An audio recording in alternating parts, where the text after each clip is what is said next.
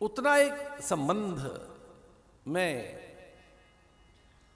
स्नेहन, प्रणयन, प्रीति, प्रगाढ़ता, निश्चय, अपनत्व पैदा तो करें।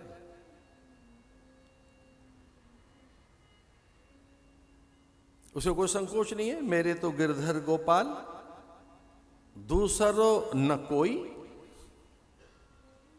मेरे वही है। एक अनन्य अनुराग हमें अपने इष्ट के प्रति रखना होगा। इष्ट हमसे दूर नहीं है, उसकी कृपा से हम वंचित नहीं हैं, और इष्ट के अनुगत हैं, हम उसके आश्रय में हैं, उसके आश्रय में हैं। उसके आश्रय में रहना सीखो। हम उनके आश्रित हैं, उसके सहारे रहना सीखो। अवलंब उसी का लीजिए, अवलंब माने सहारा, और किसी का आलंबन मत लो। और जब हम ऐसे इस विश्वास में रहते हैं, जब हमारा भगवत आलंबन सिद्ध हो जाता है कि हम भगवान के आश्रित हैं, बल्कि भक्त तो यहां तक कहता है चरणाश्रित हूं मैं तो, आश्रय में भी मैं तो चरणों के आश्रित हूं, उनकी कृपा के आश्रित हूं। तो अगर हम उनके आश्रित रहना सीख लें, ये विश्वास हो जाए कि भगवान मुझसे दूर नहीं है, मेरा इष्ट और उसके अनुग्रह से मैं वंचित नहीं हूं, उसकी कुछ चीजें नहीं, उसकी सब वस्तुएं मेरी हैं, तो ऐसे अनिष्ट की कल्पना कभी नहीं हो सकती। आप अगर हमें अनिष्ट की कल्पना हो रही है, भय की कल्पना, असुरक्षा की, अभाव की, अल्पता, किसी प्रकार का कष्ट, दुविधा, तो कितनी दुर्बलता है हमारी भक्ति में। यह हमारी भक्ति का दौर्बल्य पक्ष है कि जब भगवान हमारे हैं तो ये दुर्बलता अज्ञान के कारण हम में पैदा हो गई।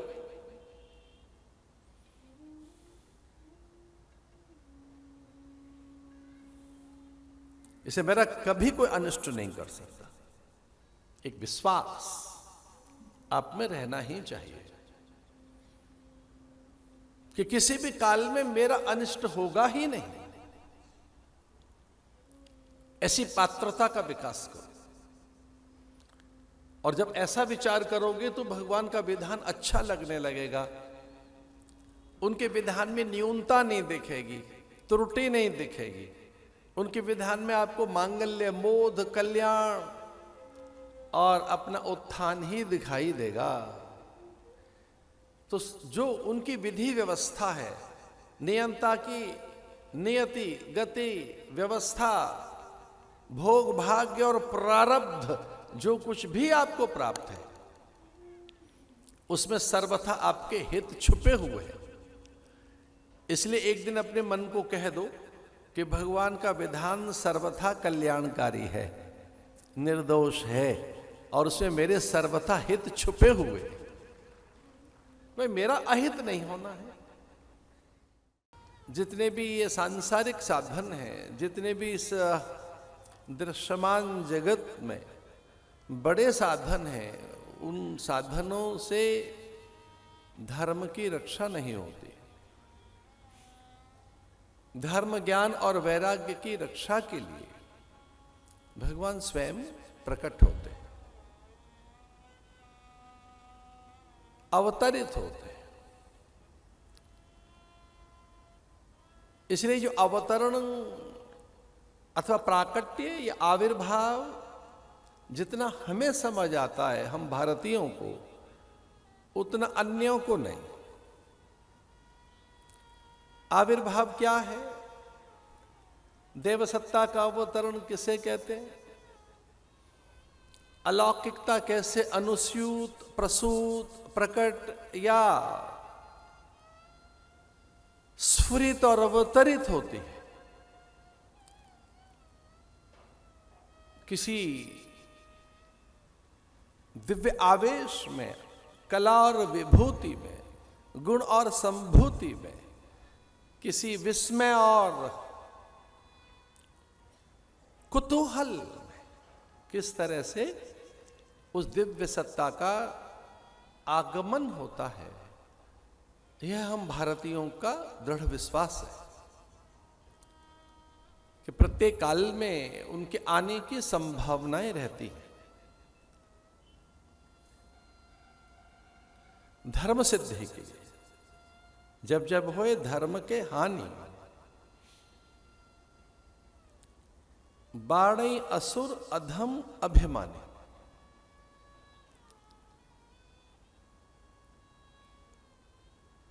अहंकार बड़ा शत्रु है, विशेषकर हम मनुष्यों का, और उसमें भी आध्यात्मिक पथिकों का, क्योंकि ये अहंकार का अर्थ है कर्तापन का अभिमान। तो इसके कारण भी कई बार बड़ा अहित होता है।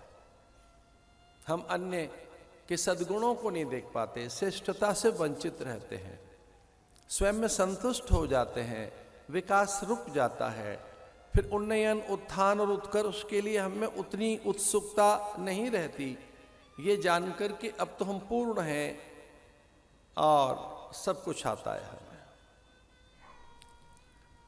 कई बार अहंकार हमें आत्ममुग्ध करता है, अपनी प्रशंसा हमें अच्छी लगने लगती है, हम आत्म प्रशंसक बन जाते हैं, आत्मशलाघा हमारा व्यसन बन जाता है। ऐसे भी कई दुर्गुण व्यक्ति के उत्थान में बड़े बाधक है। इसलिए हमारी संस्कृति का सौंदर्य तो देखो कि उसमें कहा हम समर्पित रहे। जो जो हमारे पास विभूतियां हैं वह भगवदीय विभूति है। किसी भी प्रकार की श्रेष्ठता, दिव्यता, उच्चता, वह विवेक के रूप में हो, बुद्धि और पदार्थों के रूप में हो, जो भी ऐश्वर्य हमारे पास है वह विभूति ईश्वर की है। इसलिए हमारे यहां अर्पण, तर्पण, समर्पण जैसे ये जो उपचार हैं ये हमें नियंत्रित रखते हैं। अर्पणम, तर्पणम, समर्पण, तर्पयामि, कि ये जो हमें प्राप्त हुआ हमारे पूर्वजों से, श्रद्धा पूर्वक आओ उसका तर्पण कर ले। ये जो प्राप्त हुआ है देव सत्ता से, देवानुग्रह, देवानुदान, देवकृपा, देवोपलब्धि, ये जो अधिक से अधिक प्राप्त हुआ है ये देव अनुग्रह है। आओ कुछ अंश उन्हें अर्पण करें।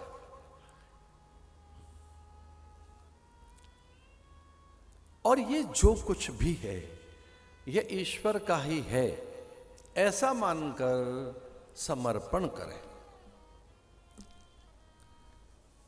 तो इस समर्पण, अर्पण, तर्पण के कारण हमें विनयशीलता रहती है। और ये विनयशीलता एक विशेष प्रकार की पात्रता पैदा करती है। ये जो जब ऐसा ज्ञान आता है, ये जब विद्या प्रकट होगी, जब ऐसे धर्म जगेगा तो हमें विनय आएगी। और विनय के साथ ही हमें पात्रता विकसित होती है। पात्रता, योग्यता, उस पात्रता योग्यता में ही श्रेष्ठता ठहर पाती है।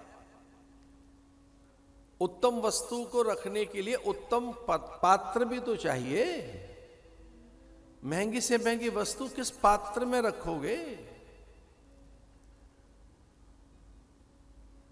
दिव्य गुणों के लिए भी तो पात्रता चाहिए, योग्यता चाहिए।